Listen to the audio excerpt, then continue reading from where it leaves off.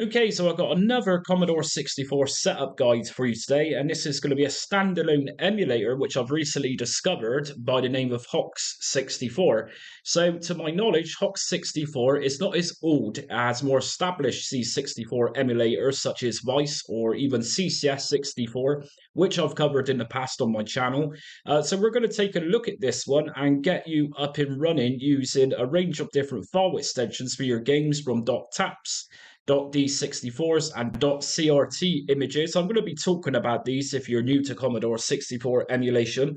Commodore 64 emulation, if you're a beginner with this, but a Commodore 64 fan from back in the day, then some of this can be pretty daunting on you. So luckily there's people like me on YouTube who's going to help you get through this, and I'm going to show you a lot more what this emulator has to offer and how I compare it with something like Vice, like I was saying, or even CCS 64. So you need to check this one out.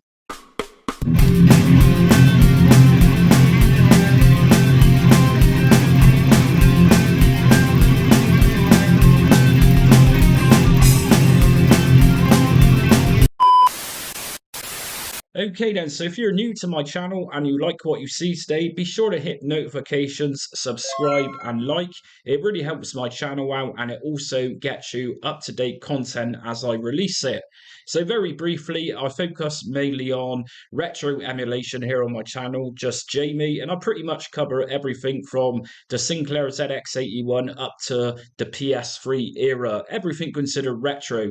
So we're looking at Hoxs64 today, and I'm going to leave the link in my description for this. So let's check out the website, and this is Hoxs64 Emulator. So we got a few different links here to download from, and the one I'm going to be downloading is the Hoxs 64-bit version, which was last updated in March this year, 2023. If you're using a 32-bit processor, and to find out which CPU or processor you're using, just go to your search bar and type in system information. And from here, you'll find under system type which processor you're using. So I'm running a 64-bit processor, and as we can see, it says times 64. So for that reason, I'm going to be downloading the times 64-bit version of this, and that's going to download into a zip file. Now, before I go on with this, let's take a look at the features. So the file extensions of the games this is going to support is pretty broad, just like Vice. We got D64, and D64 pretty much tells you that this file is a disk image. So in terms of loading times, D64s are going to take you the same amount of time as a regular 1541 Commodore disk drive would. We've also got other notable file extensions here, such as TAP. So TAP files are cassette images, and we all know how long these take to load. We got PRG, which is another very common file extension for C64 games and programs. This one is very quick loading. And we've also got T64. T64 images are pretty much TAP images, so they're converted from cassette tapes into a file. So these are also long loaders too. And finally, we're looking at CRT. CRT are cartridge images. So obviously on the C64, you've got three different sources of loading your programs. We got the cassette recorder or data set. We've also got the disk drive, and we've also got the cartridge expansion port. And the cartridges, CRT, obviously is the most quickest way to load your programs and games. So what we're going to do then is actually install this one. And just to remind you that some Commodore 64 games required extra RAM. And luckily enough, Hoxs64 has this. So we're going to check that out as well. So let's take a look at the download. And your download is, like I say, going to download into a zip file. So what I'm going to do is create a new folder on my desktop. So right click, new folder, and you can call this whatever you want. I'm going to just call this Hoxs64. And I'm going to drag that zip file inside of that newly created folder, go into that folder, and then it's just a case of extracting. So right click on that. I'm using WinRAR. You might be using a different extraction tool, but WinRAR is pretty good, and it's also free, or a free version that is. So just extract it, and we're going to get a lot of contents. In this .zip folder, we no longer need that, so you can delete that. So next thing we're going to do is actually open up the emulator, and this .exe just here where it says application, .exe, that stands for executable, and it means that we're going to execute the program and run it. So double left click on exe, and this is going to take you into your Commodore 64 screen. So we've got blue screen here, 64K RAM, blah blah blah. So what I've got here on my desktop is I've got three different types of images which I was just talking about. So we got a .crt, and this one is the game Catalypse, which was probably early 90s shooter, and it was a very good game too. So like I was saying, .crt are very quick loaders cartridge files, essentially. And below it, we got Impossible, and this is a .d64 image. Remember, that's a disk image. And then finally, we got Tau Ceti, and this is a .tap image.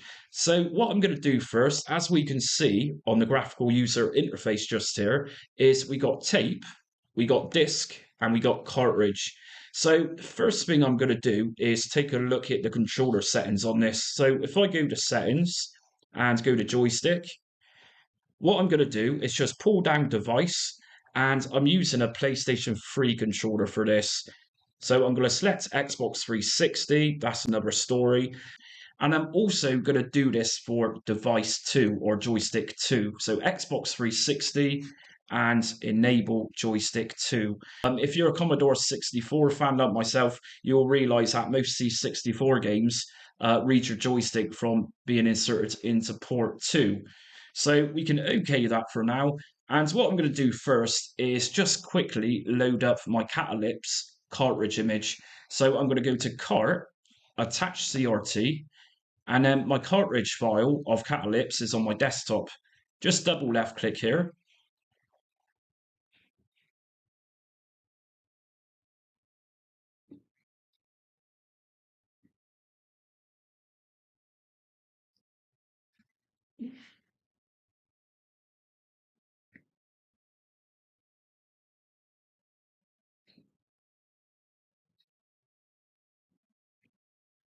And if I go to settings and toggle full screen, just make a mental note that Alt and Enter is going to take us back into the window mode once you put this into full screen. I definitely plan to witness of an epic boxing. Alone against that, your Markham fighter is facing the night. The legend is in your hands.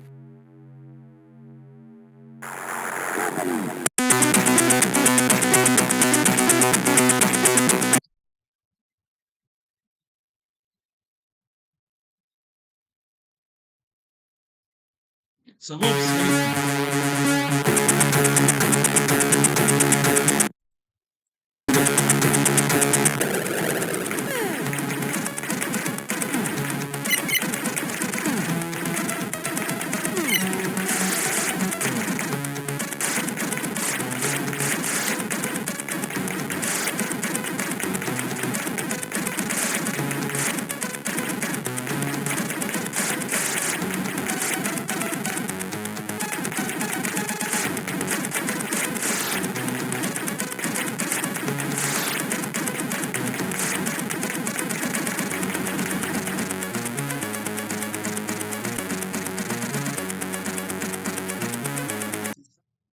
So as you've seen just a minute ago, to exit that, I just went up to File and then just go down Exit, and that's going to close.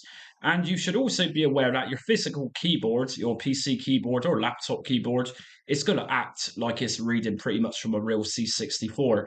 So for example, just a minute ago, I bypassed a part of the loading screen just by pressing spacebar, and that skipped it.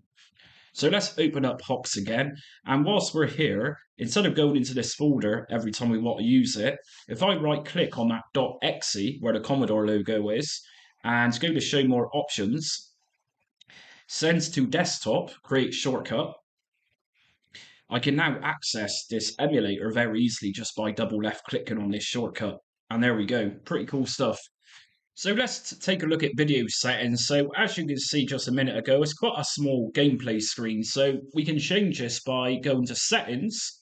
And then if you just go down to emulation and then go inside a video, we need to change border to none and stretch to fit.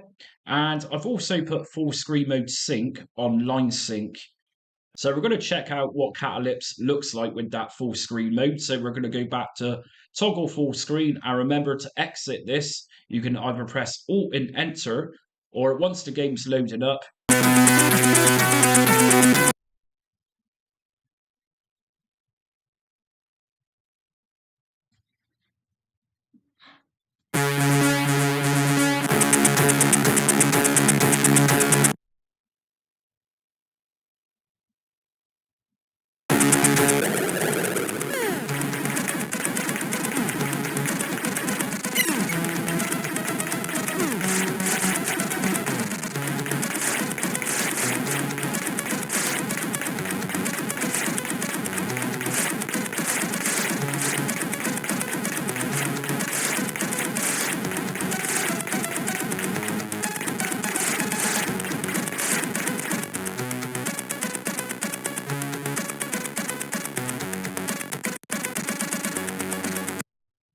and there we go. So that's entirely optional. And obviously, what I did just there was under emulation and under video settings, I took away the border.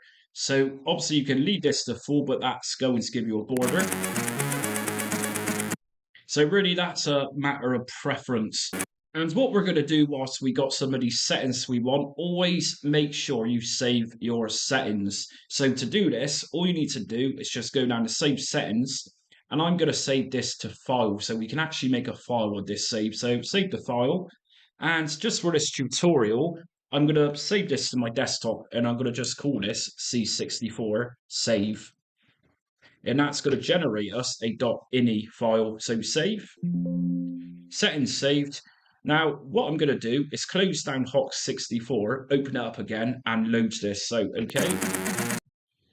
So I'm going to open up Hoxs64, and if I go to settings, load settings, I'm going to load from a file because I've saved that file on my desktop.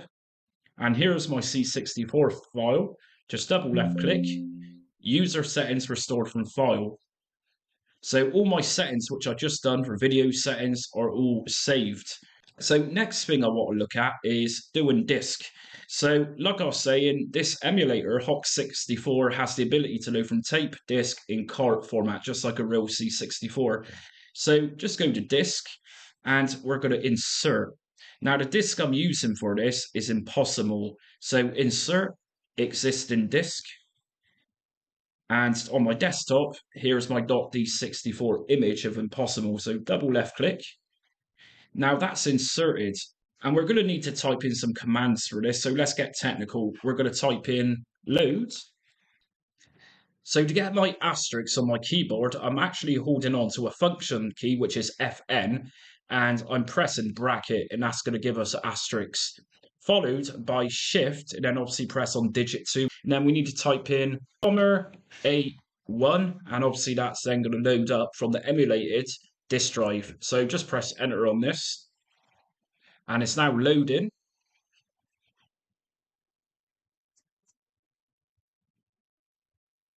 So like I say, D64s, they do emulate.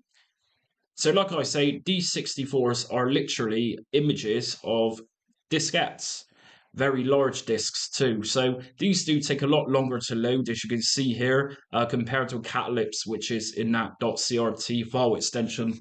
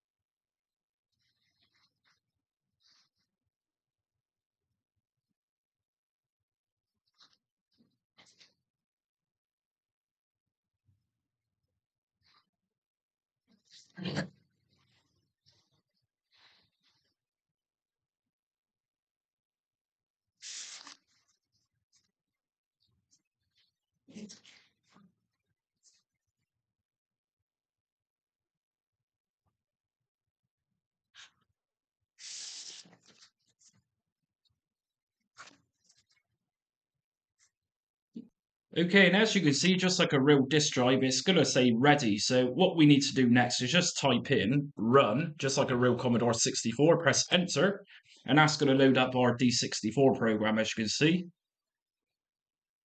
Now I'm going to use space again just to bypass that screen.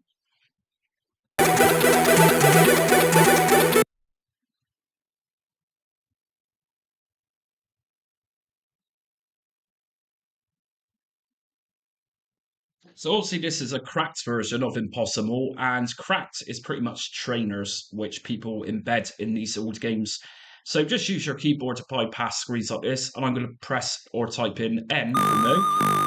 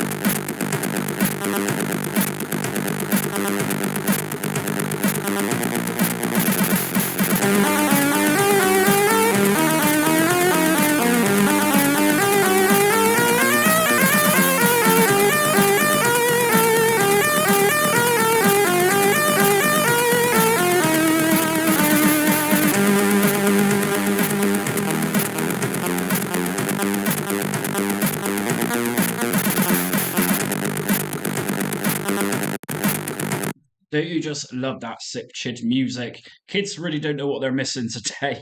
So, as you can see, that's your basic commands. If you're indeed new to Commodore 64, that's how you load up a disk. So next thing I'm going to do is go over the file, and we got two options here to reset this. So we can do hard reset, and that's going to take away all the memory use for loading up this game, or a soft reset. So let's just go for hard reset on this, and that's going to bring us back to the blue screen. And finally, what I'm going to look at doing is actually loading in a tape. So, like I say, dot taps in dot T64s or it's slow.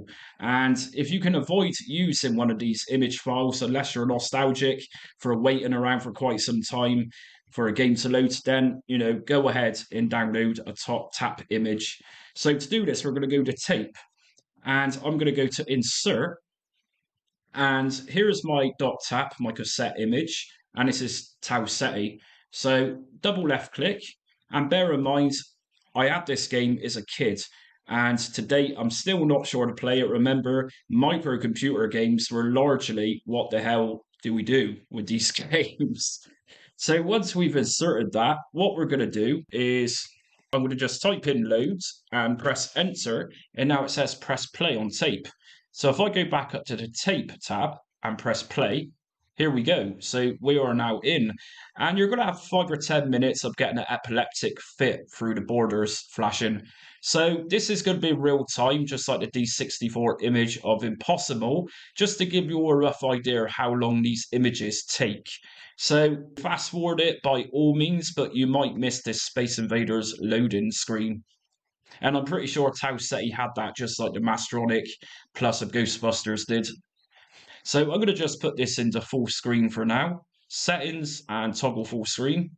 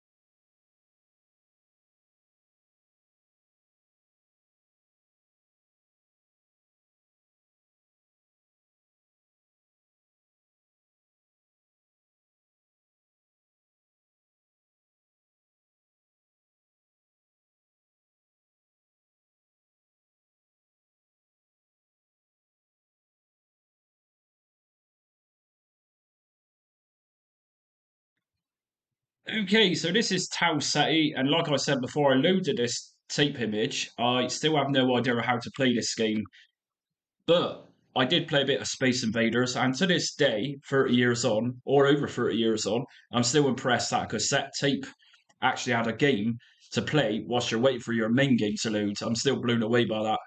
So that's roughly how long your .tat files take. And bear in mind, Tau Ceti, the reel of the tape, wasn't actually that big compared to some tapes. So again, what I'm going to do is just go to toggle full screen, file, and hard reset to take everything out of memory.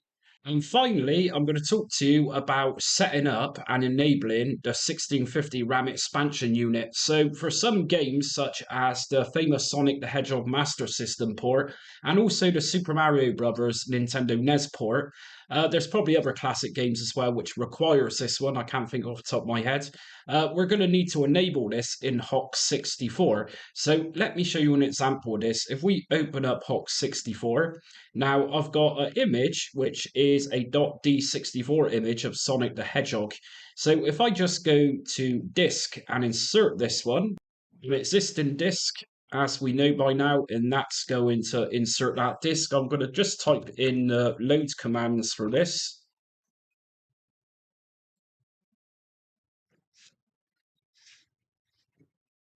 And also, by the way, if you go to settings at the top and go to toggle max speed, again, this is going to speed up the loading process. But just don't forget to turn that one off, otherwise your cursor is going to be going mental. So I'm going to run this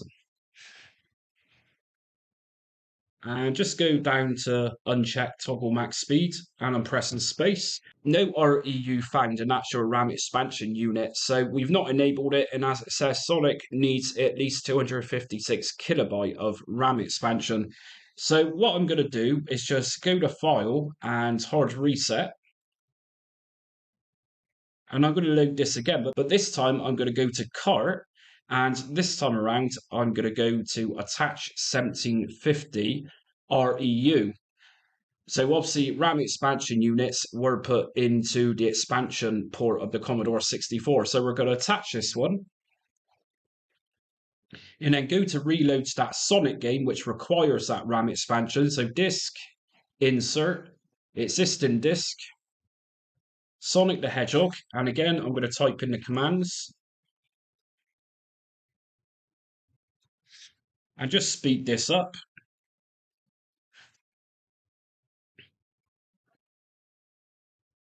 And just type in run to run that. And here we go. So we just got past that screen asking us for the REU. So again, this is just a case of just using cursor keys and starting the game.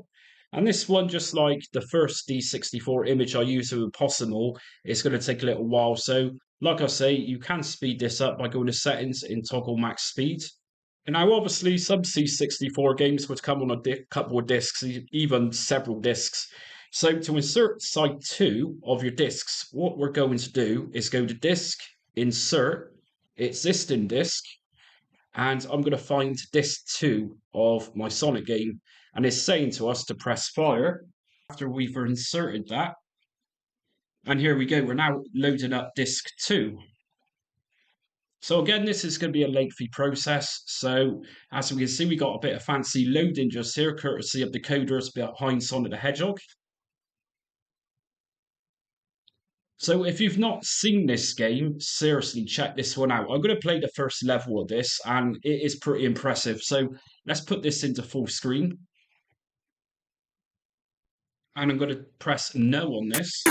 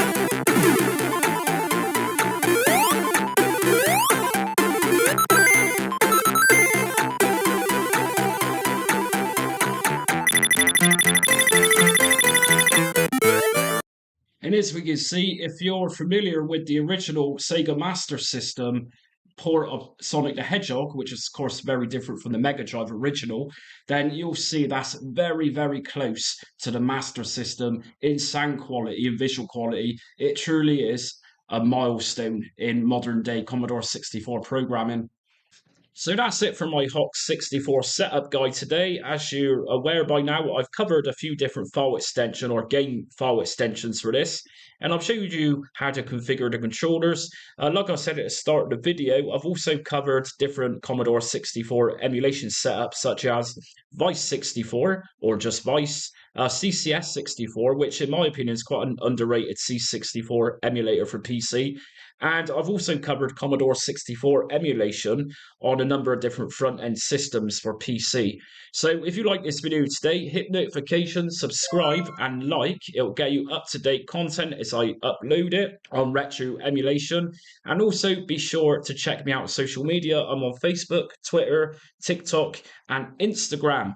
And if you can, I'm asking for people to donate right now. I'm trying to expand my channel on offering portable device setup guides. So what I'm aiming to do is just generate some money out of that, and I'm going to put it together to buy something a bit modern so I can then start doing setups of this type of thing on portable devices. But until next time, stay retro.